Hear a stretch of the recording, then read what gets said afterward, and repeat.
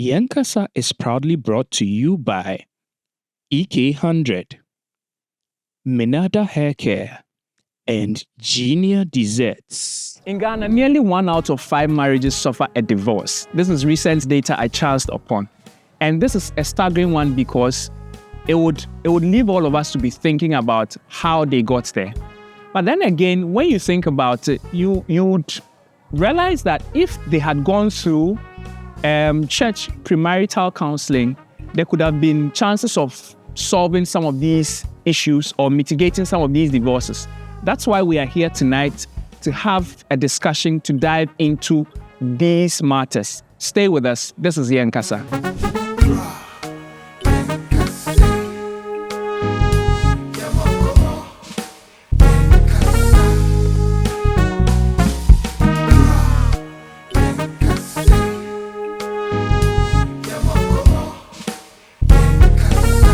Hi guys, good evening. Good evening. Guys, it's good to have you all here, and I'm honored to have you guys on this podcast. I mean, I've been wanting to have you guys for a very long time now. Today we have Mr. Please introduce yourself. Joshua Chugamejo. Right. Joshua is a multi-talented guy. I'm not going to talk about all the caps he wears, but I mean, we'll delve into it on another show. And then we are also honored to have a professional here. Professional, please introduce yourself. Well, I'm Nana Kwame Fuswapia. I'm a pastor, lead pastor of the Spirit House Chapel, Right. a life coach and a counselor at the Life Hub International. Great. Good to have me here. I am excited to have you because what we are talking about today is very packed, and it's important that we have a professional like you here, and then we have Joshua, who's also been married for a number of years, so that we can understand and then deal with the topic appropriately, right? What would you say is your understanding of Christian premarital counseling? Who would like to go first? Just for our viewers who are new to this concept. Well, I would want to go first, so at least the professional will have time to. So, this is how I see it. Before everything was probably structured, you would want to seek an advice into any area or any field you want to venture in, Right. regardless, whether marriage, business. So you want to seek advice from someone who has been there before. So they tell you the things you are supposed to know, the things you are supposed to avoid, and how to do things right. And so marriage counseling is basically to tell people who intend getting married the things you have to know, the things you don't have to do, and how to get things right.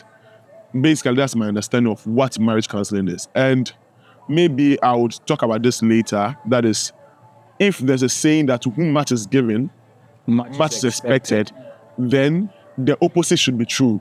To whom much is expected from, much should be given to. Right. And so counseling must be packed, must be efficient, not just some ritual that is performed. Right. That's what I understand. Great. I think I like what you just said in the end, that whom much is expected, it means you have to give them the necessary. So, Osofo, what do you make of this?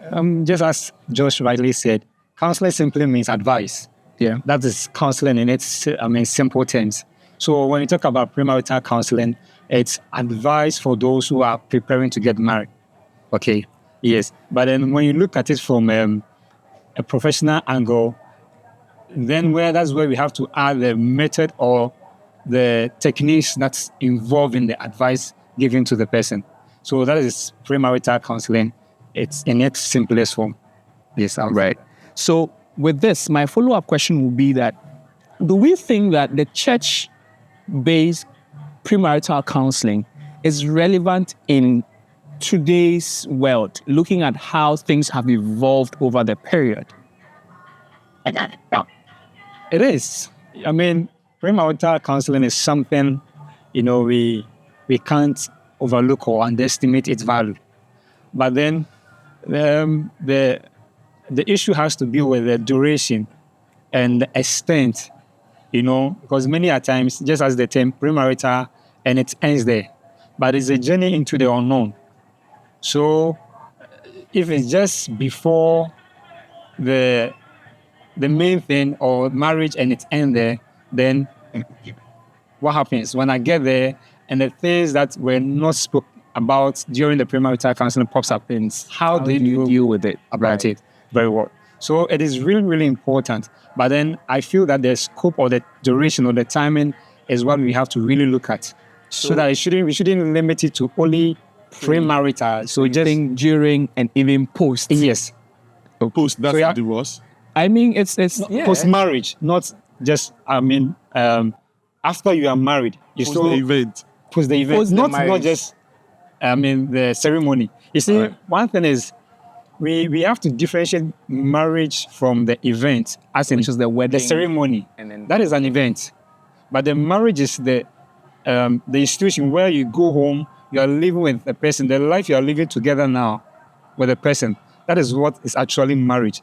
But So I have a follow-up question. So based on what you're saying, it means that the navigation of the marriage itself, day-to-day activities you go through, the challenges you face with your wife, Exactly. you are saying that there should be a system where the couple can go back and still seek counseling during this period. very well. Right. Joshua, how do you feel about this? All right. So if you ask me, I would say that counseling, to be fair to the church and what they provide us, can't solve every problem people are likely to face in marriage. There's definitely going to come things are going to come up that you least expected, because people are dynamic, people aren't static, people aren't programmed robots who act a certain way. Right. They change, they evolve. You get it? So yes, they can't solve every problem, but I expect that marriage counseling won't be textbook in the sense that before I got married, I had the chance to read 2 books. Model Marriage by Bishop Dagon Mills, and then another book, I've forgotten the name of the author, but after reading each chapter, basically, you could tell that they were both speaking on the same things. It was basically the same thing. Same The wordings theme. has changed. And I walked into marriage expecting that my counselor would say things that would spark curiosity in me to want to know my wife in a different dimension, Right. or get my wife to know me better. A counselor who would pick my mind without necessarily coercing me to speak on the subject. And so I walked into the counseling room hoping to get these things. Someone who would help me see things I'm not seeing, because they are, 1, experienced, and 2, they are professionals. You get it? Right. But then I walk into the counseling room, and this is the case. Everything he said, because I had read the 2 books, I could predict the next line he was going to say. Oh, wow. Wow. That's... It was not that bad, but it's that bad. I can get my point. So understand. I already have a perspective of what the book says, because I've read the book. I'm learned. So I walk into the room, you start speaking, then I know where you are picking You're from. picking your materials from. And to be honest with you, there was a book that was used as a guide, counseling book. Was it the same book you It had was the read? same book. Okay. So you felt like he was lifting from the book and was just pouring to you. And so if that is the case, then yes, I don't think it's relevant. That's my simple answer. Right. Great. Okay. I understand where Josh is coming from very well. You see, the difficulty in dealing with church or issue that has to do with church is that we have different churches Yeah. and their doctrine, their approach to different things. True. You know, here, especially in Ghana, you are dealing with an institution that is not entirely regulated. So his experience from his church may be different from somebody's experience from my church. For example, as you're saying, some churches run counseling for 6 months, others 3 months. So you realize that you are having different experiences altogether, just as you're saying. And I can, understand you very well, because others also even think that by virtue of being a pastor, you qualify to be a counselor, Right. which is also very wrong. By virtue of being married for a certain number of years, people also think that qualifies them to be counselors. Now, let's backtrack a little.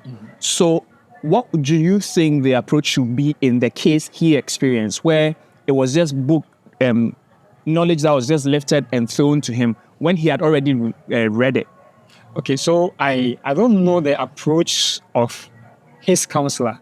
But you see, counseling is to give you a fair idea about some common things or general things pertaining to marriage. Just as he's rightly said, we are dynamic. So what will happen to him may not even happen in my marriage. So we give you guidelines. So in case this happens, this is the approach. Okay. In case that happens, but not to give you exact, because even in counseling, we understand that you cannot give them exact situational approaches. Yes. But then mine is like, do you talk, for example, if you're talking about finances, how do you approach it? You being a counselor, how do you approach it? So you're talking about finances, the two of you have to decide. Are we, for example, now it's become a debate out there, the 50-50 approach and the 30-70. So we have to tell you that, listen, the two of you have to sit together. In some homes, the woman take care of food, the man take care of the other bills. In some homes too, everything relies on the man. If the woman makes money, it's for the woman. If the man makes money, it's for us. So we have to bring you to the point where the two of you have to come to an understanding.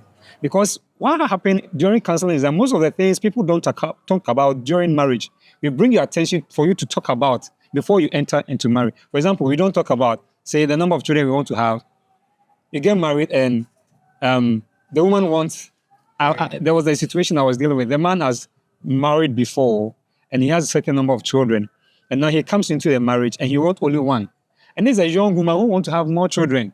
And they never spoke about it. They give birth to one. The man thinks because he have children outside, he already is completed. I mean, It's done. It's done in terms of having children. The woman says, no, I want to have more because I'm the only lady in my home. I mean, for my family. Okay. And now, because they didn't talk about it before marriage, is a problem. One other thing, I have friends who are married, and one of the things, I spoke to them, did my research before we came here. One of the things that ran through was the fact that you've spoken about finances. Sex. Most of them I spoke to gave me the impression that it's not talked about enough. Okay. And it is the major problem they are facing now. And one of them confirmed what Joshua said. It was a textbook thing. So he was just told that don't have the sex. The only time you shouldn't have the sex is when the woman is fasting. Even that one, once she's done, she should quickly come back so that the devil doesn't use that as a weapon to enter the marriage. And that was it. Okay. Whatever had to go into it, they weren't taught. So now he enters and then boom, there's a surprise. Wow. So that's why I'm saying you are a counselor. Yeah. So it will look like I'm putting you on the spot. Yeah, but really, I want to understand what is the psyche behind it, what goes into approaching matters like that. Especially now, let me add the icing on it. Now that we are in a generation where there are even gender roles. I mean, no, there are no gender rules, I should say. Yeah. There's equality being sought after everywhere you pass. Exactly. How do you navigate these things when you are dealing with a couple that's looking into getting married? So just I said earlier, you say, we have people who think by virtue of being married for long qualifies them to be counselors. Because every professional counselor will deal with this, topic of sex, whereby it's not just the nitty-gritties, because there are biological areas in sex where if you are not well trained or educated, you can't know. Right. You get it? Pertaining to marriage. Pertaining to marriage. Okay. You get it? Even just the act of sex, not just regarding marriage, the act of sex. Okay. You get it? So if it's just, the biblical quoting, don't do this, because there are some things you can rightly not find them directly in the Bible. Right. We have to use wisdom to address those issues. So, for example, it's boiled down to, communication as well. The two of you getting married, what do you talk about? When it has to do with sex, what is your sex language? Okay. Everybody has a sex language. What, triggers you or what puts you on or turns you on may not be the same as the other person. I'm not married, so I can't. Yes, that's very well, but definitely, you're a human being, you're forgiven. So, you see it, yes. Yeah. So we have to bring them to a place where they can freely talk about it. I understand, especially, in the church, this is causing a lot of problems. Right. This is causing a lot of problems. You mean the sex issue? Not yes. The sex issue not being addressed. Yes. Right. You see, right. because we as Christians, we shy away from those things. But hey, it is part of us. And the funny thing is, those of us who don't like talking about it are the one who does it most. So we have to address it. Right. So we really have to, on that note, I think that you would have to hold your horses on those of us who don't like talking about it are the ones who do it the most. So that we take a commercial break. Once we come back, we're going to delve more into the other areas of it. All right. Thank you.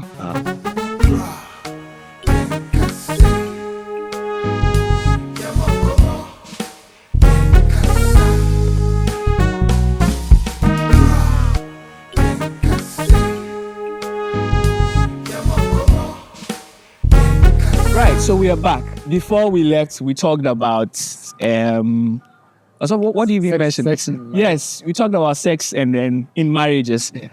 Well, you mentioned something I want you to throw a lot more light on, which is people feel because they've been married for long and they are pastors, so they qualify to be counselors. Yes. Right, which you say is not the ideal. So what is the ideal training or what is the ideal profile of a counselor?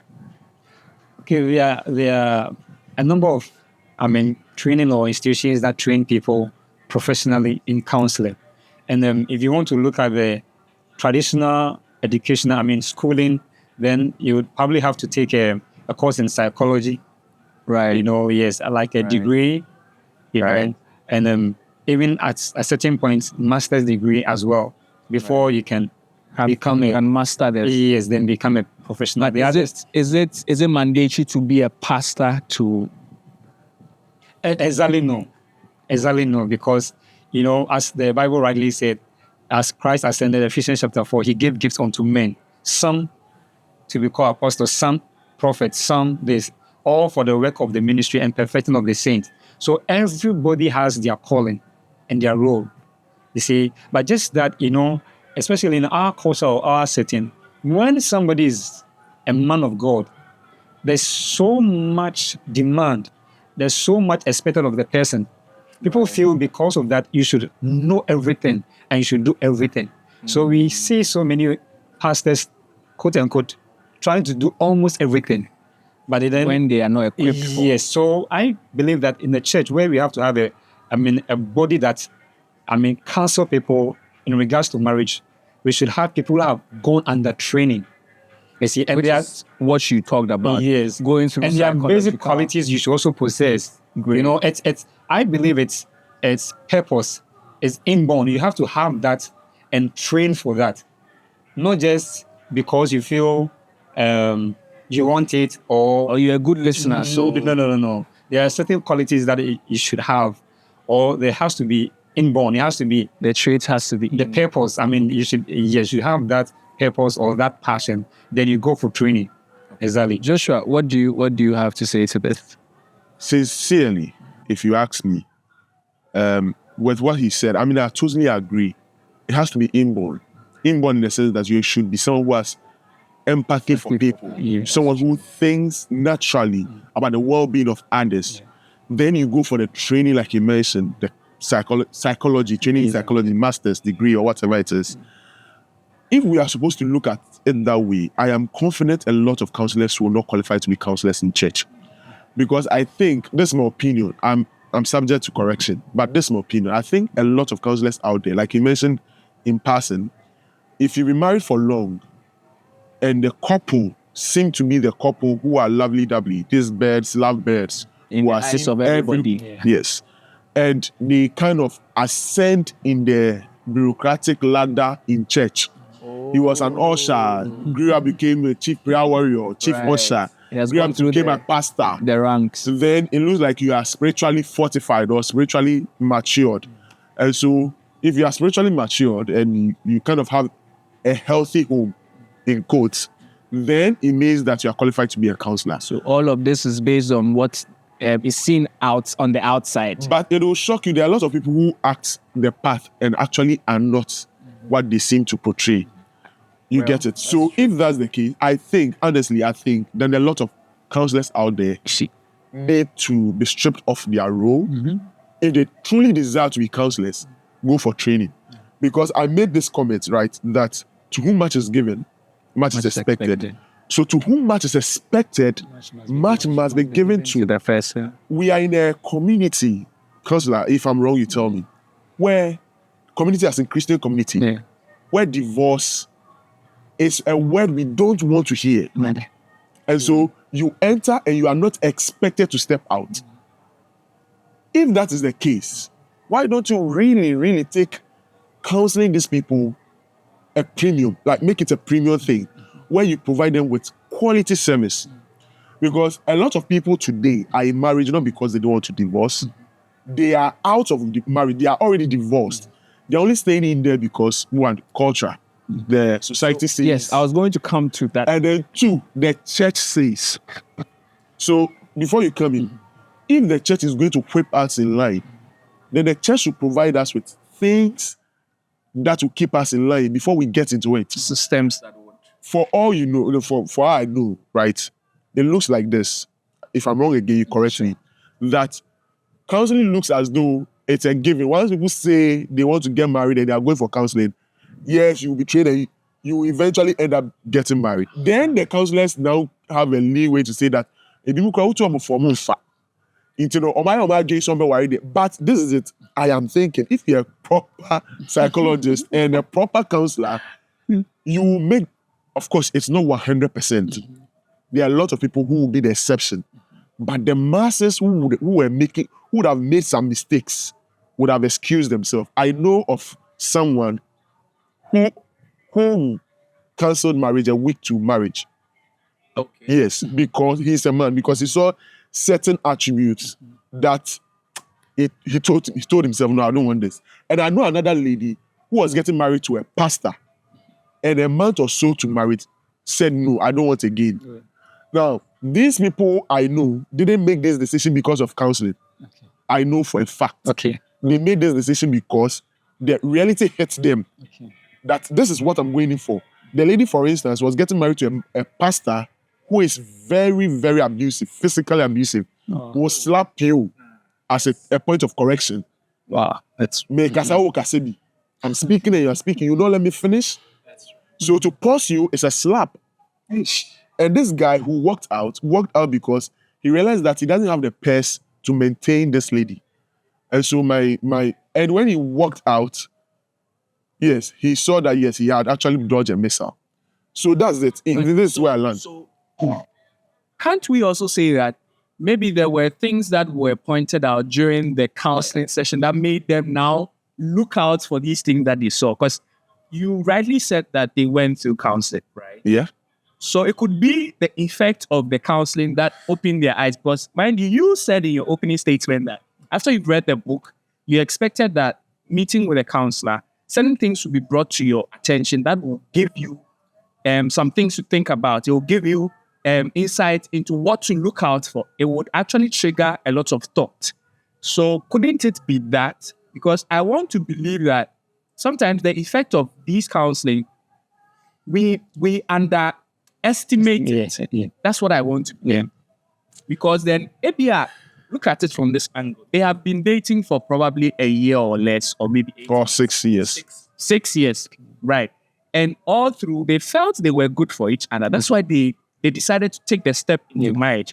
Now, they go through counseling, and a week to the marriage, they cancel the wedding. Don't you think that the effect of counseling is what opened their eyes to what they couldn't see all the 6 years that they were in together? I will leave room for doubt. Maybe the counseling did something, but I am certain the counseling did nothing. The counseling probably only wasted some periods. Or hold on. No, let me land there. You understand? The word waste is improper. I'm not supposed to use that word, but I retract. But what I mean is that what the counseling did was to delay enough for the guy to eventually come to his senses. Because if the 3 months or 6 months counseling was not there, the guy would have probably jumped into it. Exactly, yes. So hold on, that's an effect as accidental. I mean, it's accidental. So this is why I think so. Mm-hmm. Yeah.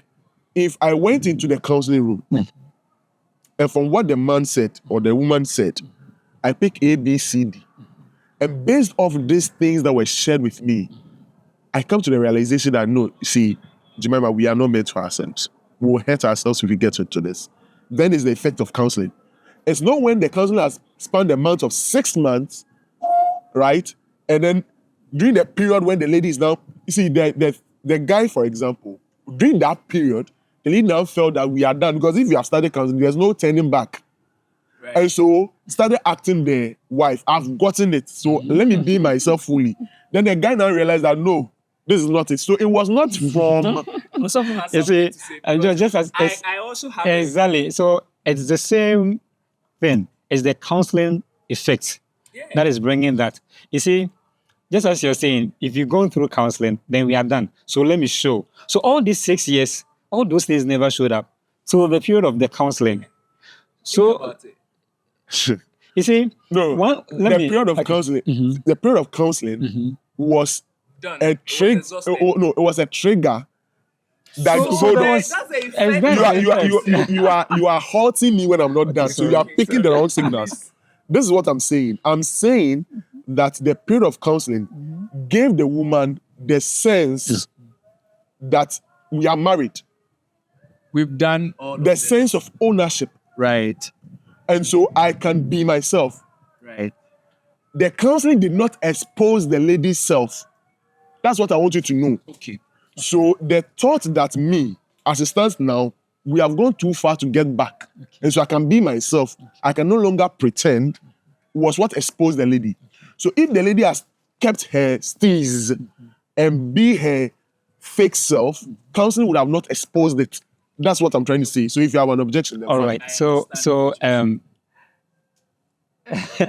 anyway, but I still feel it was the counseling effect. I agree with you. And let me come through with this.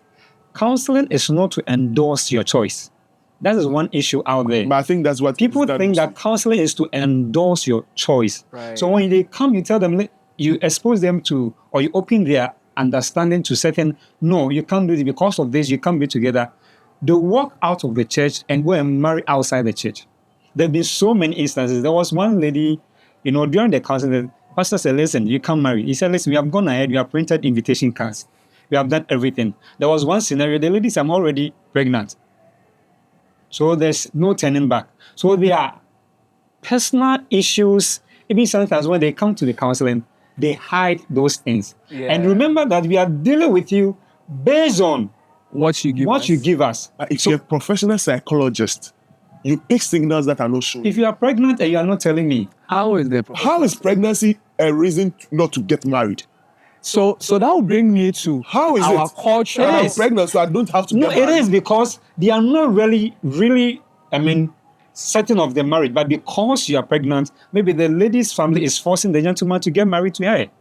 Or then because the gentleman want to cover up, quote unquote, because the society, the shame, they have to quickly put something together and to get married. And it is out there. Now it is rampant. It's very, very, very, very. It is out there. Prevalent. Yes. You find that a lot of people are going into it and they want to quickly cover it and then marry. That's different. That's where my question would be: how does cultural norms, our Ghanaian cultural norms, how do they affect the effectiveness of this premarital counseling? Before that, I wanted to add one thing to what you were saying in regards to the counseling. Just as I said, counseling is not to endorse your choice. So when we come or we open you on that, okay, no, because of A, B, and C, you can't be together. And remember that, you see, before they come for counseling, it means that they have sat down, made up their mind to marry. Yes. So we should get to that point. Yes. For them to even come to that point, it means that is where they have gotten to. So now, in most instances, the only thing the church can do is that based on the church, regulations or their rules, they can decide not to marry the people together. But regardless, you shouldn't also forget that it is not only in church we marry people. In fact, if we are to really look into it, the church doesn't even marry people. It's the state. It's the family. Yeah. Because looking at the types of marriage we have here, you don't even have church marriage or Christian marriage. It's a white word. We have adopted the ordinance, which is because it's one man, one woman. And the church believes in one man, one woman. The church has adopted that. But there's no church or Christian marriage, especially in regards to our laws in Ghana. This your statement is really Yes, I know most people, there but is no Christian marriage. no, especially in Ghana, according to our laws, we have the Mohammedans, we have the traditional, then we have the ordinance. So the ordinance is one man, one woman, Which is law. which is the law, state, right? the state. The state. And the Christian also believe in one man, one woman. So because of that, we have adopted that. So even the church, before you can marry in the church, you have to have married in the house. Yes. Now you can marry in the house and not marry in the church, but no church can marry you together without marrying in the house. Makes sense. So then it tells you where we even stand. So more or less, we have even been given certain powers we don't even have. That's another I was going topic. to go there, Yes. but I paused. So that is where much is expected of us. But just as you always say, we shouldn't throw the dirty water With the the baby away. Okay? Counseling is relevant. It has helped in so many ways. Just as I said, the issue is that, for example, the Christian community in Ghana is not regulated. So you go to this church, they have their different approach. Some of them, the pastor even have to pray and see to it spiritually, whether you are compatible or not. If he says you are not compatible, finito, that's the end. You see? And we have also transfer our responsibility, To the church. certain part of our personal responsibility, because you are going to live with the man. There's a I scenario. have an opinion that is contrary to what you just said, but Okay. it's the same thing. Okay. See, there's a scenario that recently hit me. A couple wanted to marry. They'd gone through all the things, all the procedures. And then now it gets to church, and then the church says that the date the couple has chosen does not favor the church. So then they cannot marry that particular date. They had to postpone it. And the man was supposed to travel outside the country, and that was what they wanted to do before he leaves. But because the church said no, then they had to look out for another alternative. So they ended up going to sign at the court, do the thing. And guess what? The church thought they had rebelled. That's where the problem is. Anyway, I am sorry to say that we've exhausted our time for today. And we would have to come back because there are other aspects of this conversation that we have not explored that I think we should do justice to. So I'll take your last words and then we will sign off and then come back for a part 2 of this episode. So Joshua. So this is what I'll say in summary. I think and I believe that counseling is essential in any aspect of life. You need to seek counseling. Yeah. But counseling has been treated as though it is one of those things. It has been treated as though it's a mere formality. So with the issue of church, some churches, like you said, do that. If the pastor hasn't given you the go-ahead, it means you are not. And some even use certain tactics like 6 months because they have to do pregnancy test. They use the 6 months counseling as pregnancy test. And I think these things are not helping. Instead of focusing your energy on finding out whether focus your energy on making the people who offer the service the best there is to get.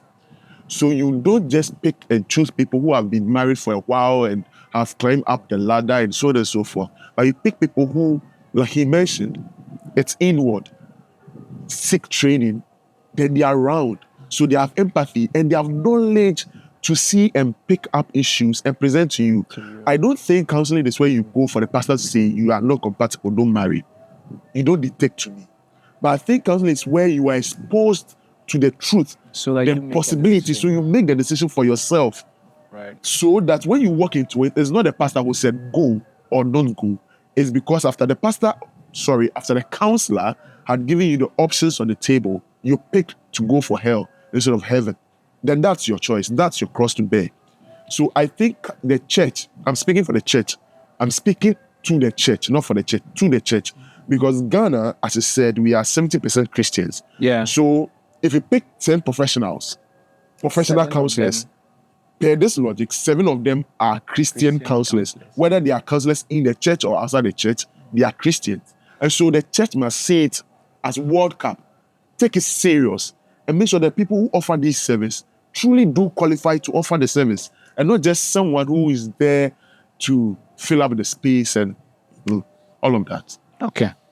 So, Asafo, final words, then we can close out. So what I would say is that, number one, counseling is essential, is relevant, is important, and we must treat it as such.